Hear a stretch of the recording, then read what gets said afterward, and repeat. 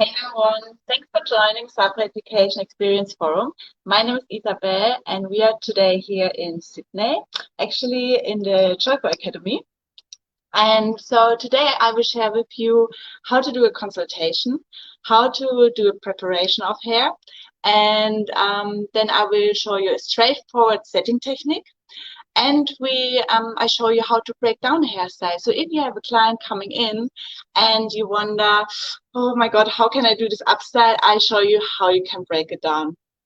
So I know bridal business or bridal upstyles can be super frightening. At the beginning for me, it was also really frightening because the bride was leaving. I had a tons of bobby pins in there and plenty of hairspray, and I was hoping that it lasts the whole day. So I want to give you the confidence today to that you're not in the same situation like I was years ago. So for this, I think it's really great today. It's just the base of upstyle, but it's super important. So today we just spent time on prepping and setting on which products to use. So I'm really excited to share all of this with you. Please ask a lot of questions. It's always great to interact. So ask your questions. I will try to answer them during the live session. And if we can't do it during the live session, I will answer it later on. So yeah, let's start with the consultation. That's always the first thing. You have a phone call, a bride wants to have a consultation, and mostly it's not just one consultation she books. She will book probably 4 or 5 different consultations. So that's the part of that's you then who has to convince her that you're the right person for her. And I'm happy to give you some tips and tricks how you can do that. So when she calls you, I would always book the consultation on another day than when you actually book the trial. And of course, then there's the big day. So first she comes to you and ask her already if she can bring some hair ideas, some pictures. And you you just be there with an open mind, and it's not just about the verbal communication, it's also about the non-verbal communication. So you just have a look, who's coming in the salon to you today. Is it a really outgoing person? She has red lips, high heels, she is a little starlet, or is it maybe more an introvert who is a little bit more shy and like she doesn't talk too much. Maybe she doesn't really have the idea yet what she wants. She really wants to have ideas from you. So have a look who is actually sitting in front of you and ask open questions. I think super important. At the beginning, you're there to listen what she wants. And what you can do is writing notes, because the consultation is just the first time that you catch up with her. And the consultation sometimes is a year before actually the big day. So, write your notes, or if you don't like to write it on a paper, use your phone. But what I would suggest you then, when you do it on your phone, just tell her, I will write some notes down for you. Not that she thinks you're going to be on WhatsApp or on Instagram or whatever. So really take the time to listen to her. I think we also have for this a little, yep. So really take the time to listen to her and take your notes and then look at her. So look at her hair, because you're also doing a hair analysis. You have a look what kind of hair color does she has, for example.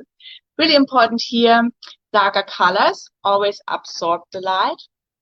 So you won't really see a lot of details. If she shows you a picture with a lot of braidings, a lot of twistings, many details in her hairstyle, just you're the professional. You have to educate your client. You also have to let her know that when you do this upstyle and when you would do the braiding, it won't be that visible. That is really important here. So, but it's not that you can't do this upstyle. Like, I would always try to be solution orientated. Don't say, oh, we can't do this with your black hair. Maybe suggest her where we could do a little bit of balayage, and then we can do the braiding, or if you're fine with it and you don't see it that obvious, it's also okay. But she needs to know, because otherwise she will be really disappointed if she shows you the great picture and then it looks so different on her hair. So always be aware, lighter colors, you can see more details. Darker colors, it's more about the shapes. Then the next one is the hair structure. So what kind of hair does your client has? Does she has really curly hair, or she has more straight and sleek hair? And also what kind of hairstyle does she want? So in this case, you need to decide to use the right products for her. And also if she wants a really sleek up style, for example, for a big day, but she has frizzy hair, you need to consider a wedding is a long day. You have maybe 12 hours of hugging, of sweating, of dancing, of crying. So it can be quite hard if she has a lot of frizz, for example, that the super sleek hairstyle will continue staying. So also there, try to ask her, maybe did you think about a keratin, for example, in between? It's just little things, and it's not that this client is just coming to you for the consultation for the bridal upstyle. Make her to your client. Make her to your client from the beginning. She's in the salon. Try to go with her on the journey till her big day is there, because then also you have the security that she's not gonna chop her hair off in between and you're really surprised on the big day. So the best way really is if she would go with you through the whole way till the big day is there. Hair structure. Then we have the cowlicks as well. Check where are her cowlicks, because let's say she wants to have a bang and she has a really stubborn cowlick here in the front. Maybe not the best idea before the wedding day, because as I said before, it's a long day. So always work with the cowlick, don't work against it. Also, when you do a hair setting, I would also always suggest work with the cowlicks she has already, because maybe she leaves the salon and because you're a professional, you make it look beautiful when she leaves, but then what happened is maybe it won't stay the 5 hours later. So always better work with the cowlick. You have an easier life, and she will be also more happy at the end of the day. Then have a look in her face shape. So what kind of face shape has she? Really important here. As a hairdresser, we always try to bring harmony. So if someone has, for example, a really long face, maybe I wouldn't recommend her to go with a lot of volume and go really up with her hairstyle. Or someone has a bit of a rounder face. So what would be nice, maybe a half up, half down updo. So here, same again, you're the professional. Just look at it and consider it, and don't tell her, oh, you have a round face.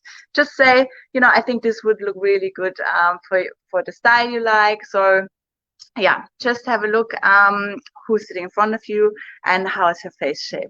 Then so also make sure, because of Instagram and all these bridal magazines and everything, we have a lot of photo shoots happening lately. So make sure here that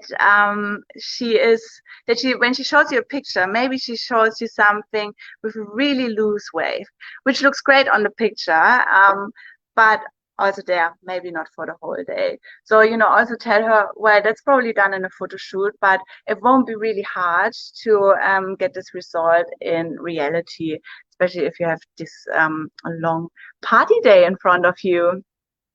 So I think we also had a slide about this one with the hair texture, and there was a little slide. Yeah. Okay.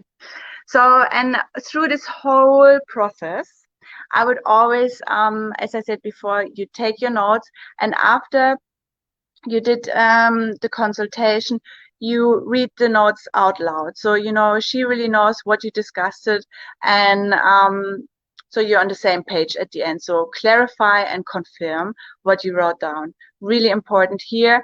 And I'm sure if you did, if you spend your time in the consultation and you ask all these questions, you wrote your notes down, she really felt heard. So, you know, and this is the important part. You want to have the full attention from your hairdresser, and I'm sure she will book in for you in the next day for the trial, or in the next time for the trial. So another thing which I found super good, which helped me a lot, was always prepare a little bridal prep pack. Meaning by that is, because we did all the hair analysis anyway, what I would do is look at her hair. Okay, she has really fine hair. Maybe I suggest to use a volume shampoo, a volume conditioner, and I would put in a mousse in the bridal prep pack. And yeah, and why you need this? Because she will wash her hair 24 hours before she comes to you for the trial. And when she comes, you don't want her to use the wrong product, and then she has maybe a little bit of greasiness because she uses really heavy shampoo, and then you can't work with it. So I think it's always a great way to just, you know, do the recommendation. Don't force her. If she doesn't want it, she doesn't want it. But it's always, I mean, obviously she probably also thinks she's just heard from you, so that's great. So get the bridal prep pack ready, and why we put a mousse in there, I will tell you later about the preparation. And which mousse I would recommend is the Joy Whip. And so here we go, Joy Whip. So, and why this one, I talk later about it. So we finished the consultation. Next step after the consultation is the trial. For the trial, send her a message and let her know that or call her before and just tell her maybe she wears a bit of makeup, because it just looks most of the time closer than when she's on the wedding day, because she will wear makeup on the day. Then that she maybe has a shirt on which has a similar neckline to her dress. And then that she brings her accessories. Oops, the accessories. Well, she brings her veil, she brings her flowers, she brings whatever she wants on the day, or even more, that you just can have a try on the trial day. So let her bring all the things she wants to put in her hair, and that's her job. And your job is then, because you already talked through it, take your notes, see what you talked about, and just start with the preparation, with the setting, with the trial, and make pictures. Super important here, make pictures from any step, really, even the setting, and then also in between your upstyle, you can do the pictures. Because what happened is, sometimes that's all like 2 months before, half a year before the trials. It's not super close always to the date. So really keep track and have this little folder ready, because at the end of the day, it will save your life. And then what I found really helpful is, like, we have here a little booking form. And so I would then, if everything is clear with the trial, I would go and see, okay, how many bridesmaids do we have? How many, is there a flower girl, a mother of the bride? So you actually can plan the day also with your colleagues. So you probably, sometimes it's just you who does it, sometimes they come in the salon, sometimes you go there. So it really depends on your preference. And what I also found helpful, makeup artist name and contact number, because what you can do, you actually can give them a call and ask for their timing. So you don't cross each other, because you have your timing set and they have their timing set, and then both want to work on the bride, maybe not the most comfortable thing. So just, you know, and you want to make the day for the bride as easy as possible and easy flowing going. So for this, best way to do is, just talk to the makeup artist, have a good idea what they are doing on the day, so you don't cross the way into each other. And you also have the security with the costs. So, you know, not that like with COVID, we know things can have changing so quickly. So, you know, there's a police, so it's just a bit of a security form for you as well. And from the trial, we finally have then the big wedding day. And for the big wedding day, I think if you had a consultation like this, you have the trial, Actually, the day itself should go really smoothly. So you make your kit ready before, like all your tools, everything what you need the day before. I think it's better than on the day because weddings start quite early most of the time. Um, get enough sleep, eat well, because it's a big day and yeah, it's really rewarding, but at the time it's also yeah it's everything, so it's exciting. It's like this, so it's really good to be you're relaxed, you're in zen, and yeah, that makes it all easier. Have your notes with you, have the pics with you, just in case you need to look in between, you just have them somewhere near with you. So that was a little bit talking from my side. And let's go now to a bit more hands-on. And let's start with the prepping of the hair. So here, that's my little friend. Let's call her Hella. And so preparation. What are we going to do? We are, she washed her hair 24 hours before, or like a day before. It's better if she doesn't come with really freshly washed hair. So she washes her hair the day before with the shampoo you recommended in the best case. And then you have the Joy with Mousse. Oh. And she puts already one layer of the Joy with Mousse in her hair. And so and then she dries it off. And so what you're going to do now when you start the preparation of the hair, you just section it roughly. Like, don't spend too much time on that. That should actually take 5 minutes, I would say. So you just section it roughly. I would say maybe 3 sections. And I put a little bit of the Joy with Mousse. And why do I do this? Because the really fine or really healthy hair, it's super slippery sometimes. And the best way to do an upstyle is when you have a little bit of a rougher surface. So that's why it's great to have a second layer of mousse in it. Don't wet it, because if you would wet it, you spend too much time on blow drying. So really just some dry hair. And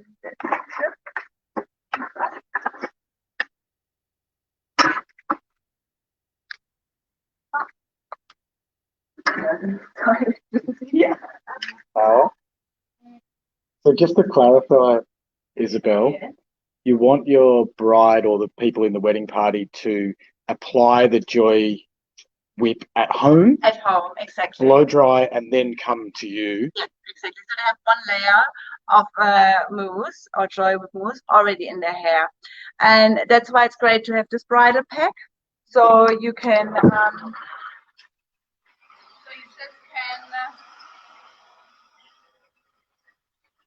can do it already a little bit at home. So your job is less time consuming on the day. So it's just easier and quicker for you. That's a great idea. I love that idea. Because when we did the old school setting on wet hair, the hair was always a little bit. It always had a certain feeling, like when you put the rollers in wet hair. I'm missing the word. It's a bit crispy. Yes, and we want to have crispy, because when you have crispy hair, it really, it's so easy to work with it. So we put the second layer, because she had one already at home. Second layer, put a bit of Joy with Mousse, and then we would like to put some serum. So in this case, also see who's sitting in front of you. You could use the color therapy, which is beautiful, or you also can use the Blonde Life, which is beautiful. If she's blonde, I would use the blonde one. And so just one is enough, one little drop. Bring it through the hand, and then just work it more at the mid length and the ends, not too much on the roots. And so what I'm doing here is really, if you would say you want the hair, it feels like linen, kind of like a bit rougher, but it still looks like silk. So still should look super, super soft and smooth and shiny. And yeah, that's what we can do here with this technique. And then you don't have to work with too much hairspray, because hairspray really, I just use at the end. Like, she could probably walk out without hairspray. Because it's all like it will hold. It's just really to give a bit of a finish, and because we know the day is long. Yeah, but it's not holding. Hairspray is not holding anything. So yeah, this is, and yeah, just really roughly through the end, and then dry. So you just want to have the hair all dry. You can use the round brush, you can use the padded brush, whatever works best for you here. And so there's also certain formulas for me. If I have really heavy hair or really fine hair, which needs a lot of volume, I would do this twice. I would do 2 to 3 times mousse and 1 time serum, and then at the end we use the heat hero just to protect the hair from our heating fluid.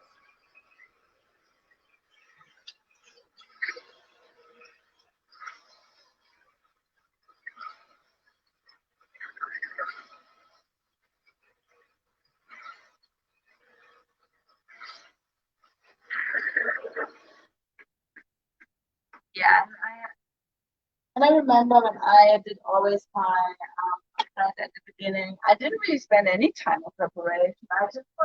I didn't even put a lot of products. I was always afraid to put a lot of products.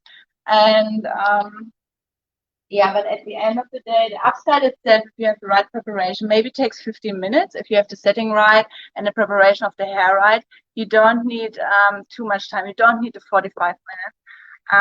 So better really spend like around 60% of the hairstyle just on the preparation.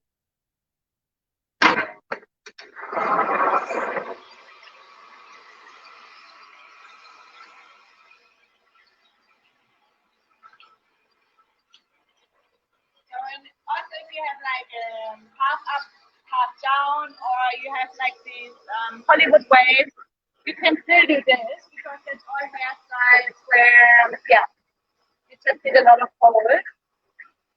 And I really like the joy of it.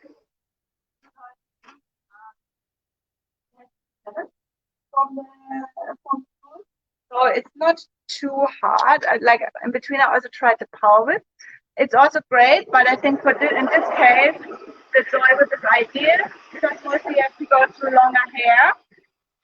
So yeah, you just want to go through it smoothly as well. So this is the ideal move for that. If you have really thick hair, really curly hair, really yeah, pretty hair, you might not gonna need, or like also a bit of damaged hair like my hair.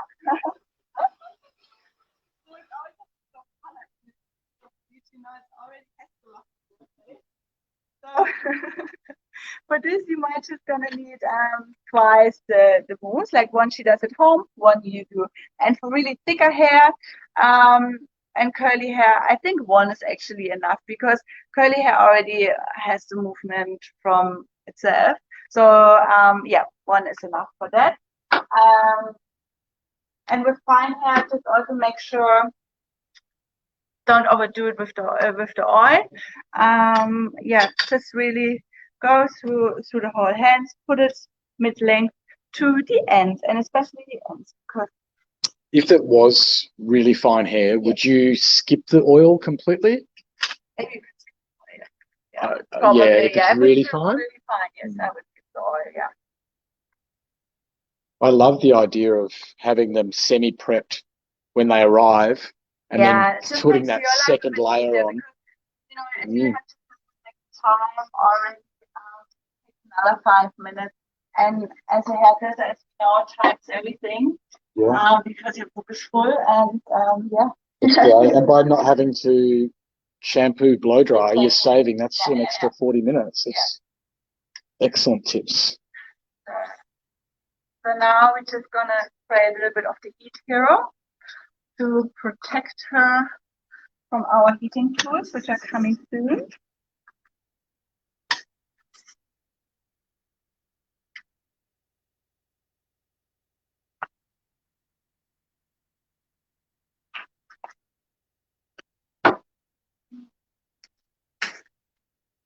So you didn't section with the Heat Hero, it's just a light spray yeah. all over. And what do you find the Heat Hero does for the hair during your style process? Well, it definitely protects the hair, great. It smells really great. That's also Really great. yeah, it also has to like use a bit of shine. So if you see it now, you know, it's like already the hair, and we didn't really like, I didn't blow dry it, but it always has more shine. It's just going to be really workable. So, yep. Excellent. We have got a question that's just come through, and Isabel, they're asking, what can I do if my bride has super curly and frizzy hair? Yes. It's really time consuming to prepare. So what could you recommend for that? True. So sometimes we have the bride, sometimes if someone has super long frizzy hair, it can be really hard to do this in 5 minutes. So what I would suggest then, maybe also ask them to come the day before. So don't do the shampoo at home. Because if you have to blow dry and sometimes even straighten it, it's probably better if you do this the day before in the salon. So they come to you, you prepare the hair, you blow dry them already. And also I would then probably use the humidity blocker for that, that the frizz doesn't come back. And so you prepare her hair. I think it's just, and I think she will be happy with it, because at the end, you have also to let her know, look, if we do this on the day, probably take, instead of 45 minutes to an hour, 1.5 hour to 1 hour and 45 minutes, because I have to, it's actually an extra service here. So yeah, recommend her to come in the salon. You do it all for her, so she has a little treat. And that's probably the best way. With really frizzy curly hair and a lot of hair, you probably do the wash and blow dry the day before, and then on the day itself you just have to go over it a little bit, but not the big job anymore. So that's really cool. Thank you. So okay, and now we're gonna come to our setting technique. So here, that's a universal setting technique. What we have another question. Sorry to interrupt, but this is exciting. Dylan has asked a question. He says, "Hiya, what would you prep someone differently that has extensions?" Yeah, with extensions, you can do actually exactly the same, but in my experience, extensions always last quite well. Like the curl really lasts well in this case. So what I would do, probably one of the Joy Whip is enough, but I would prepare them the same way. Depends on the extensions as well. So maybe here too, if she has curly roots and the extension straight or something like that, I would maybe also ask her to come the day before in the salon. You can smooth it all out. But no, with the extensions, if it's good extensions, and they're like natural hair, you can do it exactly the same way. Yeah, the preparation. Cool. Thanks for the question, Dylan. Yeah. So okay, let's go for the setting. So this is the universal setting technique. Meaning by that is, I would say, especially if you're new to upstyles, or sometimes you're not sure, this works for a lot of upstyles, but of course not for all of them, because if you have a wave or something, you need to go a bit more in detail. But especially at the beginning, if you just lost track at the beginning and you don't know, oh, how can I start? Stuff like that. Most of the time, it will work. It's a great setting technique, because most of the upstyles or even half updos, they go backwards. So we will go backwards here on the sides. Then in the front, I will go backwards.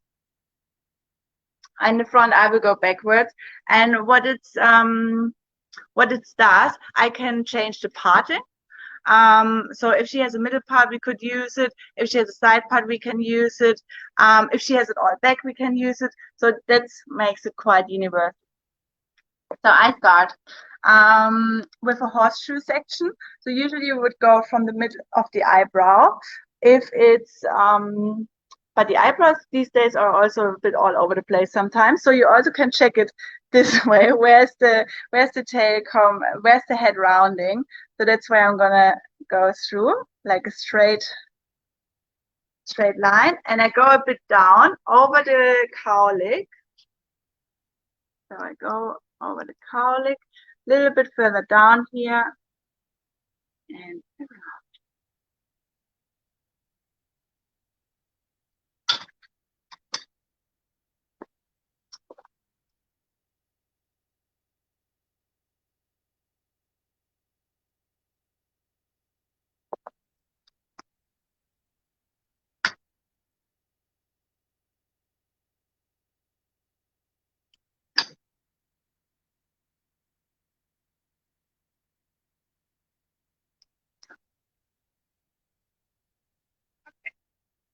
there I just put already.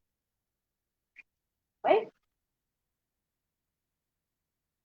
And so yeah, let's get started. I have here my heat barrel. So, and we don't go horizontal, we go vertical, because if we would go horizontal, you're gonna have lines. So, okay, sorry.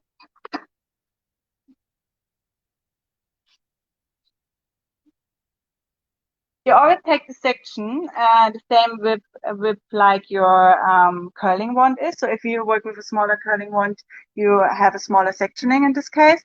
You go from the front, from the back, so that there's no small hand knotting. And then I just go from the top. And what I do now, I don't close the curling wand in the front. I'm coming here from the back. I'm molding already the hair a little bit in shape. And then I'm just gonna wrap it around. And I don't twist the hair or anything. I'm just gonna wrap it smoothly around. And then I go with my curling wand closer to the roots. And so now I'm gonna check with my hands. You need to be careful. When it's warm, then you know it's ready.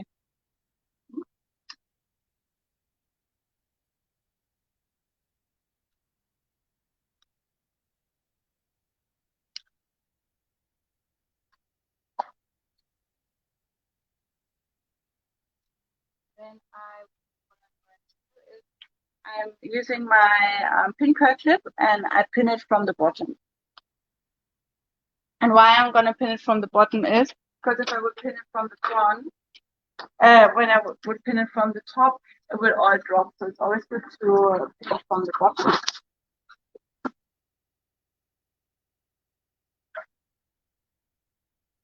And because we have to move, it can be that it's yeah, you already feel it's crispy.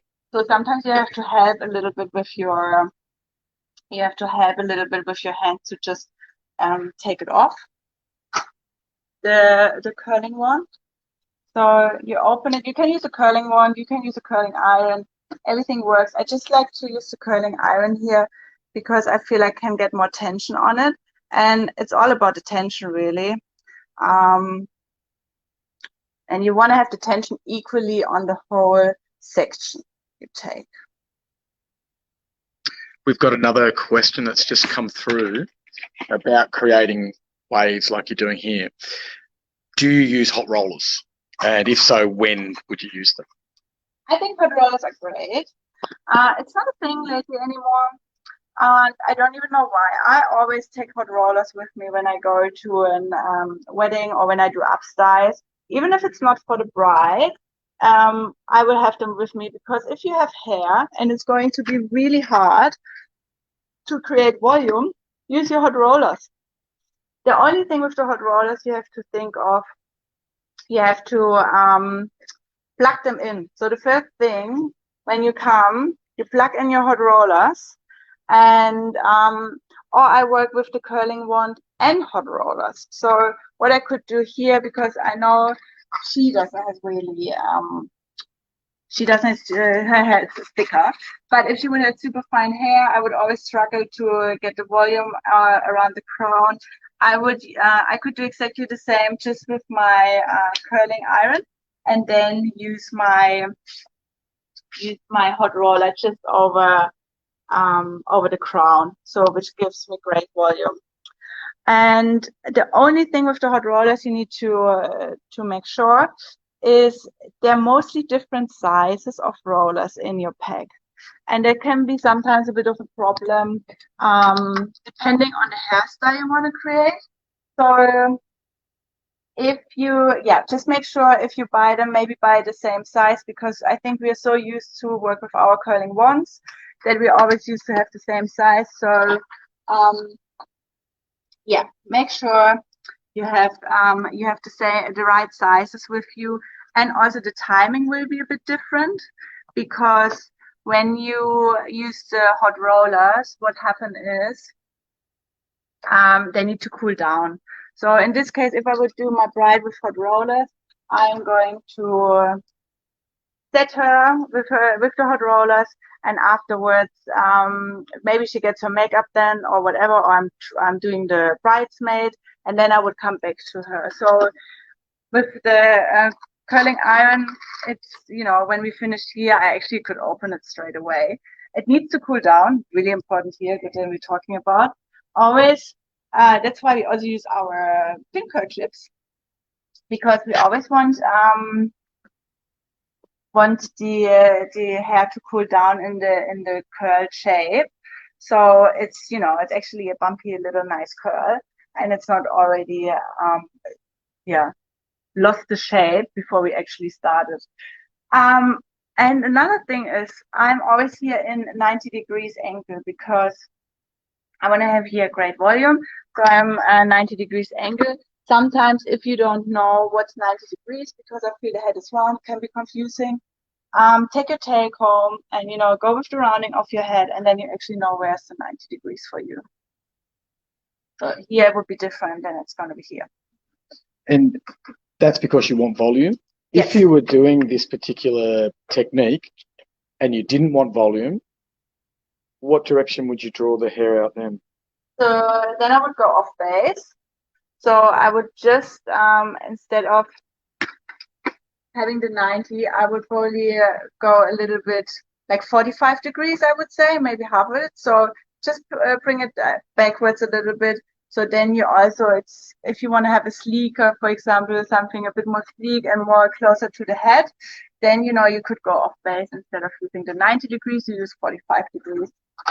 And another thing is, what I forgot to tell is the pin curl clips. We are also going from the bottom and in the middle. If I would put my pin curl clips, here I can do now, on the outside, I have a mark because the hair is still hot. So always try to go from the middle. So if there is a mark, you can't really tell. That's another little tip.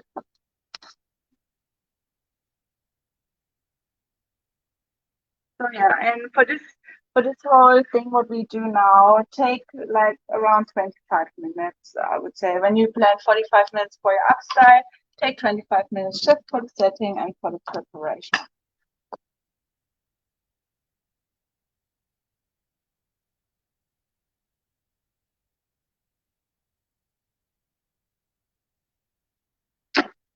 We have another question coming in, Isabel. So what are essential products and tools for my upstyle kit? So what do you think are the things you can't live without? So tools are like, as I said, definitely curling wand, always have it with me, different sizes. Then I have the hot rollers are always in my car. So I always come with the hot rollers as well. And then pin curl clips, and I have a padding with you as well. I think a padding is great to have just in case, because you met the bride, but you didn't met probably all the bridesmaid and the mother of the groom or bride. So yeah, take a little padding with you and bobby pins, hair ties, and then the right product. So dry shampoo, always like dry shampoo. I think it's super essential because I actually, even if I tell all my brides wash your hair before, they will do maybe, but yeah, maybe they didn't use the right shampoo, or sometimes I just have the feeling, yeah, it's also hard sometimes to wash the hair in the back. I feel like dry shampoo is an absolute essential because you always, like I always use it. I always use it. And then the mousse, of course, like my setting, the products we talked about, the Joy Whip, a serum, the Heat Hero, because we always use the heat product, so heating tools, so you need a bit of heat protection for the hair.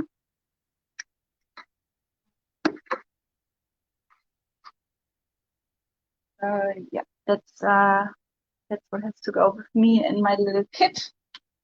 And I think what is really helpful. So now we have the nape area. So that's we do it the same. So what we did now, we came from both sides and we went off the face. So because I would say most of the upsides, they don't go into the face, it all goes off the face. And here in the back, we just met in the middle. So on the lowest point from your horseshoe section, that was the last one I put inwards, and now we have here the last one which we put inwards. So that's where the sectioning met. And now we have here just the nape area left.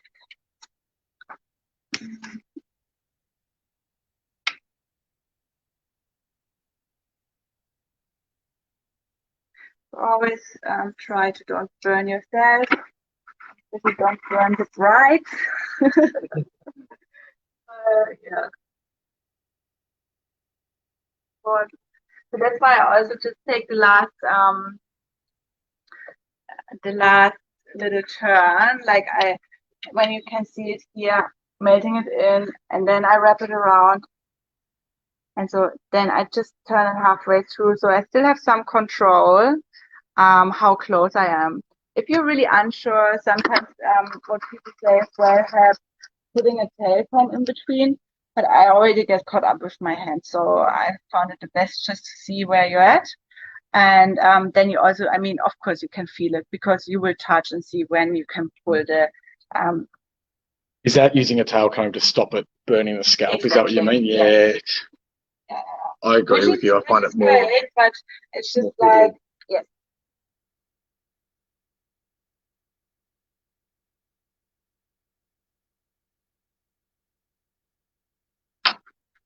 So always make sure also that you have the ends in the hair tips. So they are in the curl as well. So they're not straight, because that's going to be really visible later on when you do the up style, when they don't curl the way you want them to curl.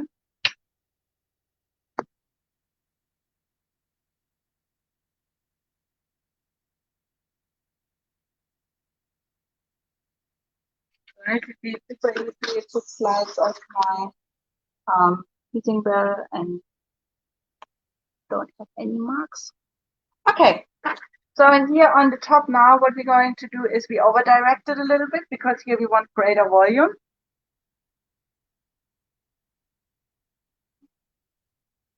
So, and what I also found really helpful here on the top, because as you know, sometimes when you set your hair, it can have the lines in between, just the parting in between the sectioning. So what helps is to go a little bit in a zigzag. So I didn't really bother too much to do this on the side ones, because that won't be like they come all back, so it's okay. But here, especially on the top, you just make your life easier if you're just gonna zigzag it a little bit. And then here we just wrap it around. Goes out.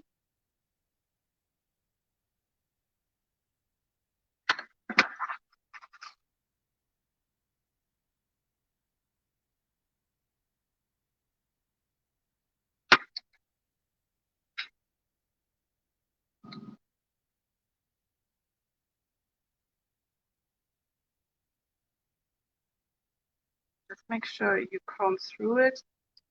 There's no disentanglement happening.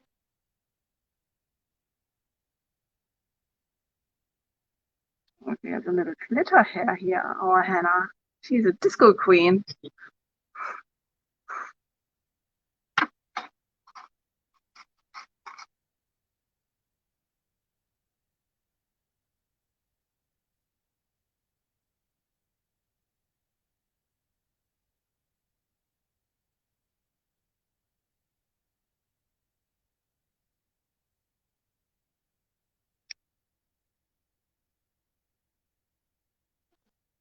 Yeah, I think yeah, another way, if you would like to create volume, there are a few different ways. So one would be the hot roller, which just gives you a bit more hold, or yeah, gives you even greater volume, I would say, than just the falling iron. Then another one to create volume is I have a little crimper. That's also something I take with me. So sometimes I use the crimper.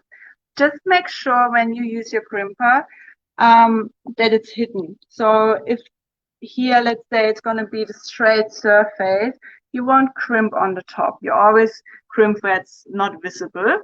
So the surface looks really nice and shiny, but it just gives you great volume. And then what I love is the rise up. So the powder, I will show it to you in a second. Actually, well, we've got a question which is on topic because we're talking about creating volume. Yeah. The question is, hi Isabel, do you prefer to back comb with a comb or a teasing brush? A comb. A comb? Yes. Yeah. I don't know. I'm so used to use my tail comb, so I always use my tail comb to tease. But I think really there's no right and wrong. Like you use whatever you feel most comfortable with. The only important thing is with the teasing is that you go through the roots. So I just want to. So if you tease, you don't just tease somewhere here on the top, because that will your shape will suffer at the end. So always when you start teasing, go through the bottom and just don't have it too tight. So always when you go downwards, you're just going to loosen your grip a little bit so your actually hair can come down. And that's how you create great volume. But if you use the teasing comb or the tail comb, I think that's a preference thing. I always use my tail comb for the teasing, yeah. And then also you could use the powder a little bit sometimes. Like I wouldn't use it all the way through, but if you yeah, same here, like with this doll hair, which is not the same like human hair. The teasing sometimes can be a bit struggling. So if you really struggle, you could use a little bit of powder just on the roots and then tease. It's amazing. It's fantastic. We've got the slide up now talking about Rise Up and its features and benefits. It is fantastic. And it's also not too heavy. You know, sometimes I had powders which really stick just to one on one spot, but this one it's really soft, but it does the job, so I love that. Yeah.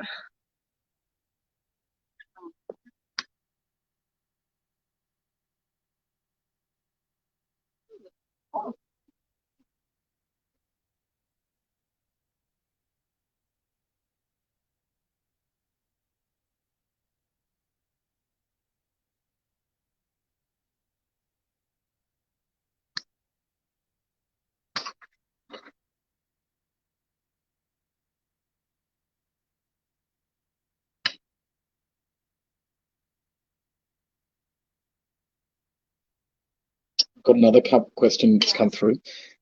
How do you hide the sectioning lines from the set when combining hair into the bigger sections? So how to hide it? Usually I would take half of, let's say, section number 2, section number 1, section number 2. I take half of section number 1 and half of section number 2 and tease it a little bit, but just on the roots. Depends. If I would create a lot of volume, I would not just tease it on the roots, I would tease it all over. But otherwise, that's the best way to combine it. And you'll tease in where the join was. Exactly. Yes. Yeah.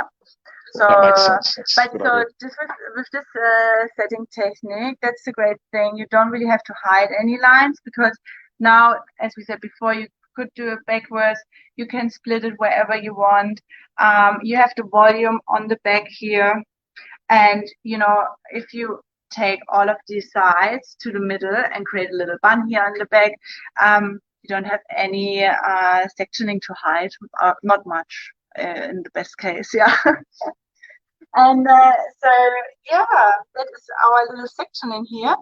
And so last but not least, I know sometimes it can be really overwhelming if you see a picture of a up style.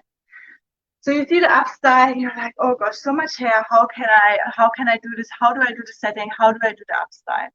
And one way is, or what's in my head happening is always I divide the head, so it's not so overwhelming for me. And we get here, or also I think we have here on the on our screen. Yes. So I just showed you how I usually do it, and I would go.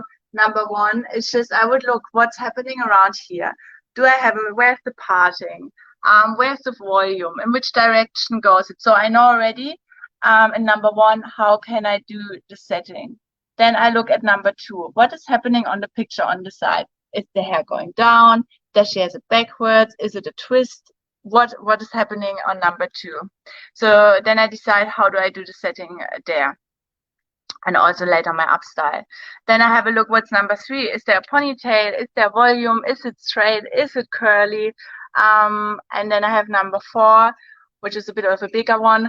But so I think this is a great way to see an up style or to see the desired look, because what you can do is just work in little sections. And also when you do your up style later, I work in the same kind of sectioning in between. I work with the same sectioning. So I use the number two, I put them away, and maybe my client says, oh, it's too sleek. Now I would like to have a little braid here. And instead of like pulling it all out, I actually know, because it's like a little puzzle. I know what kind of bobby pins I have to take out, and I don't have to reopen everything, because if you don't have a plan in your head and you just bring it all together somehow, it's going to be really hard to change later. So this way, always divide your head. I think that's a really useful tip. So it's not so overwhelming when you see a picture. Plus, to open something and change something, it's actually quite easy. Yeah. It's great. We'll bring up some of those. Yeah, we've just got those pictures on the screen now, so yes, people can see exactly what you're talking about in a close-up, which is very good. We did have a question that came up before, actually. Yes. And the question was, if you're using Rise Up, that's a white powder, can you use it on dark hair? Is there a problem there? Yes, you can use it. I find it's not a problem, because if you feel like you have a little bit of powdery effect, then I just use my fingers to work it into the hair a little bit more.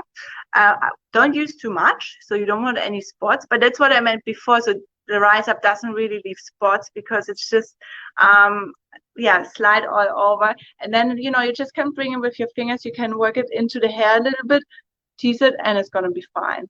Yeah, but also the powder, mostly I would use it under my sectioning. So can you just show here?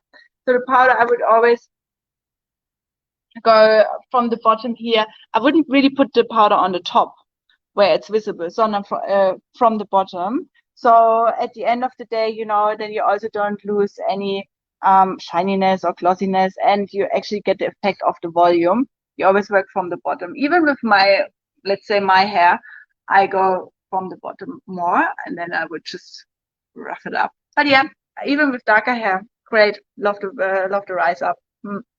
Cool. Another question coming in. Does this setting technique only work on up styles? What if she wants more half up, half down, or Hollywood waves? So Hollywood waves doesn't work. Let's because with the waves you really have to have a different setting technique. So it would be Sure. here all the vertical ones would be more horizontal. So Hollywood waves, I think that's our own little topic. But for half up, half down, yes, it would work. It's just depending on how she wants the curve here, because as you can see, you know, now we have like a really jumpy curve, which is great for up styling. So if I would have a half up, half down, and you want something a bit smoother, I would probably just take this bit here in the back, the nape area. I would just use the curling one and let it drop. So it's not that jumpy, and it's a little bit more something a bit softer and more wavy and a bit looser. But here the sides and the top do exactly the same way. Yeah. I think so that's from my side today. I hope you all enjoyed it.